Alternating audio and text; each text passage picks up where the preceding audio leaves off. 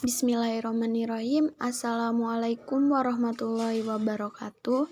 Di sini saya dari kelompok 6 akan mempresentasikan makalah kami yang berjudul Al-Quran sebagai penggerak dan pengembang sains dan teknologi. Poin yang pertama, hubungan iptek dengan Al-Quran. Dalam Al-Quran, ilmu pengetahuan dan teknologi tidak dibahas secara mendalam, seperti halnya buku-buku ajar atau buku daras dalam kedua aspek. Namun tidak dapat disangkal bahwa Al-Quran pun telah memaparkan pentingnya ilmu pengetahuan dan teknologi itu sebagai pengembangan kehidupan manusia, dan yang jelas itu untuk kesejahteraan manusia sekaligus sebagai alat untuk membantu meringankan tugasnya sebagai khalifah di muka bumi ini. Islam sangat mendorong untuk mencari ilmu dan kemajuan dalam penemuan-penemuan dan menjanjikan ganjaran yang besar, dan upaya-upaya ini dianggap bagian dari pengabdian kepada Allah. Ayat-ayat yang memfokuskan pada isu-isu ilmiah. Masalah ilmiah merupakan contoh praktis dari dorongan ini, melalui motivasi ke arah renungan dan penyelidikan guna memahami arti dari ayat-ayat tersebut. Oleh karena itu, pernyataan ini memberikan dasar bagi penelitian dan kemajuan ilmiah. Dorongan ke arah penelitian ilmiah maupun sikap baru atau inovasi menyebabkan terbentuknya peradaban Islam yang sangat tinggi dalam waktu yang sangat singkat. Apabila ada penemuan-penemuan baru yang dikemukakan oleh umat lain, kaum muslim hanya bersifat apologi dengan mencari kesesuaian dalam sumber ajaran Islam.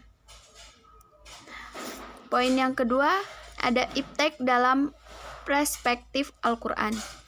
Al-Quran adalah kitab suci yang diturunkan bagi seluruh umat manusia yang mau menggunakan akal pikirannya dan memahami penciptaan alam semesta.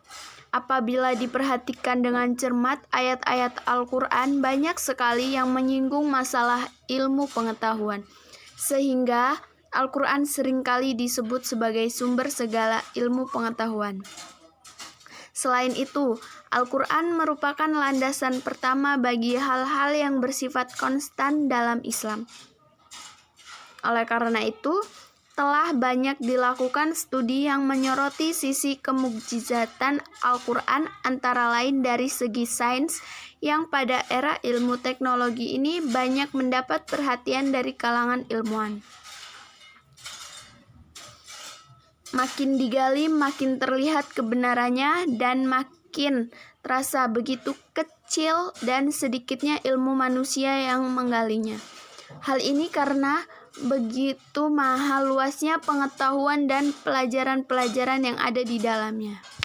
Tetapi kendati demikian, bukan berarti bahwa Al-Quran sama dengan kitab ilmu pengetahuan atau bertujuan untuk menguraikan hakikat-hakikat ilmiah.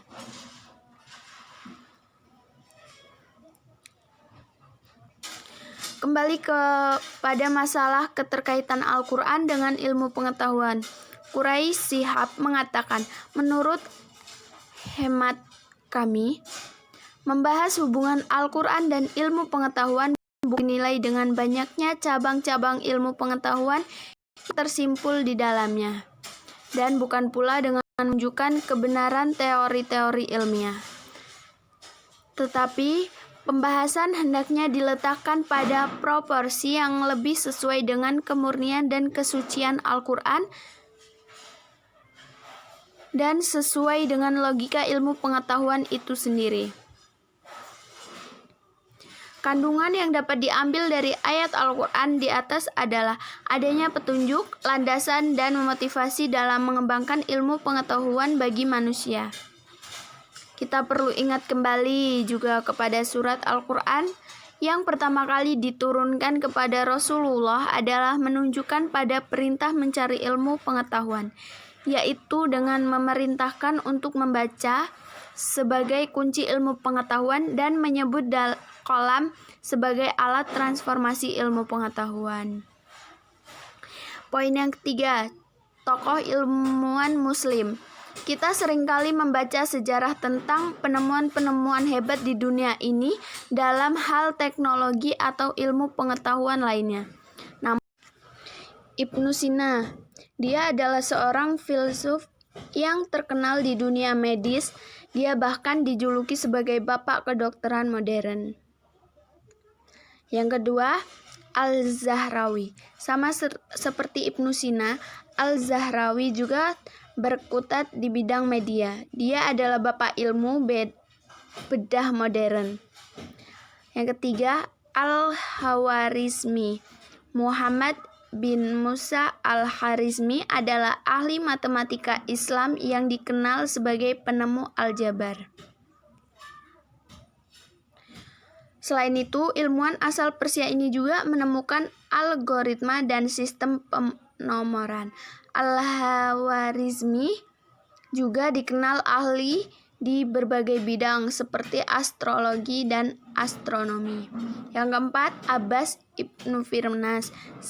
Selama ini mungkin kita hanya mengenal Wright bersaudara sebagai orang pertama yang menemukan pesawat terbang sekaligus manusia pertama yang berhasil terbang. Padahal pada tahun 9 Masehi, Abbas ibnu Firnas sudah berhasil mendesain alat yang memiliki sayap untuk terbang layaknya kostum burung. Yang kelima, Ibnu Al-Haytham.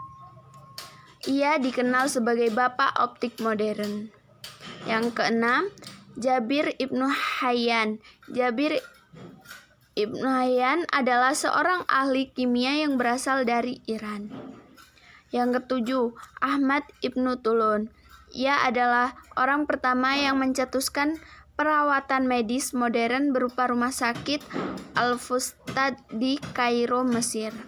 Yang kedelapan, Al-Battani. Al-Battani merupakan seorang astronom yang berhasil menemukan hitungan dalam 1 tahun dapat 365 hari, 5 jam, 46 menit, dan 24 detik. Yang kesembilan, Ibnu Khaldun. Dia merupakan salah satu ilmuwan Islam populer di dunia yang berasal dari Tunisia. Yang ke-10 ada Al-Jazari. Abu Al-Iz ibnu Ismail Al-Azaz Al-Jabari adalah seorang ilmuwan dari Al-Jazirah, Mesopotamia yang hidup pada abad pertengahan. Demikian makalah yang dapat saya sampaikan. Saya akhiri. Wassalamualaikum warahmatullahi wabarakatuh.